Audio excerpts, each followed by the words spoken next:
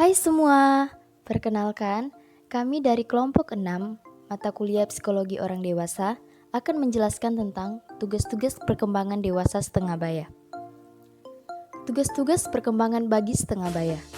Menurut Hevik Hartz, tugas perkembangan adalah tugas yang harus diselesaikan individu pada fase atau periode kehidupan tertentu.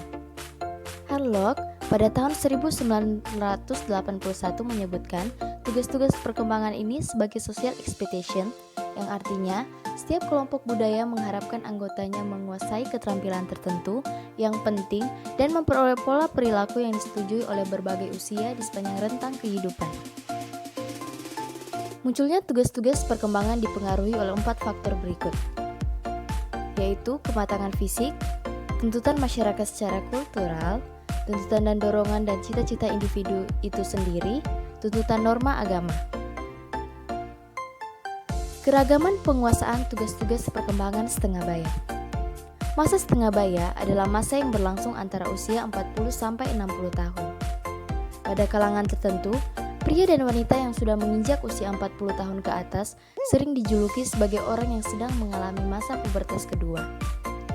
Julukan ini timbul karena mereka senang lagi bersolek, suka bersikap emosional, dan bahkan jatuh cinta lagi. Terkhusus pada kaum wanita, biasanya tampak gejala depresi, cepat tersinggung, cemas, dan khawatir kehilangan kasih sayang. Hal tersebut dipengaruhi karena wanita tersebut akan mengalami menopause yang pada umumnya diiringi dengan timbulnya garis-garis ketuaan di bagian tertentu pada tubuhnya. Tugas-tugas perkembangan pada fase setengah tua. Yang pertama, mencapai tanggung jawab sosial dan kewarganegaraan secara lebih dewasa. Yang kedua, membentuk anak-anak yang berusia belasan tahun agar menjadi orang dewasa yang bertanggung jawab. Yang ketiga, mengembangkan aktivitas dan memanfaatkan waktu luang sebaik-baiknya bersama orang dewasa lainnya. Yang keempat, menghubungkan diri sedemikian rupa dengan pasangannya. Yang kelima, menerima dan menyesuaikan diri dengan perubahan psikologis yang lazim terjadi pada masa setengah baya. Yang keenam, mencapai dan melaksanakan penampilan yang memuaskan dalam karir. Yang ketujuh, menyesuaikan diri dengan kehidupan. Pentingnya penguasaan tugas-tugas perkembangan setengah baya. Seperti halnya tugas-tugas dalam perkembangan pada periode lainnya, Harlock mengemukakan tugas perkembangan usia setengah baya sebagai berikut. Yang pertama, tugas yang berkaitan dengan perubahan fisik. Tugas ini meliputi kemauan untuk menerima dan menyesuaikan diri dengan berbagai perubahan fisik yang normal terjadi pada usia setengah baya. Yang kedua, tugas-tugas yang berkaitan dengan perubahan minat. Orang yang berusia setengah baya seringkali mengasumsikan tanggung jawab warga negara dan sosial. Yang ketiga, tugas-tugas yang berkaitan dengan penyesuaian kejujuran. Tugas ini berkisar pada pemantapan dan pemeliharaan standar hidup yang relatif mapan. Yang keempat, tugas-tugas yang berkaitan dengan keluarga.